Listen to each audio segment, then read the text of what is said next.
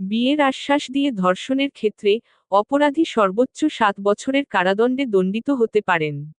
বৃহস্পতিবার 20 মার্চ এমন বিধান রেখে উপদেষ্টা পরিষদে নারী ও শিশু নির্যাতন সংশোধন আইন পাশ হয়েছে।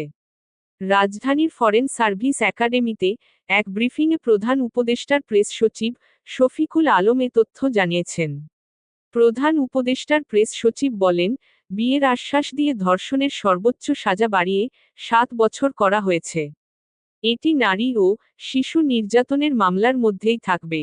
তবে একই আইনের মধ্যে আলাদাভাবে এটিকে রাখা হয়েছে।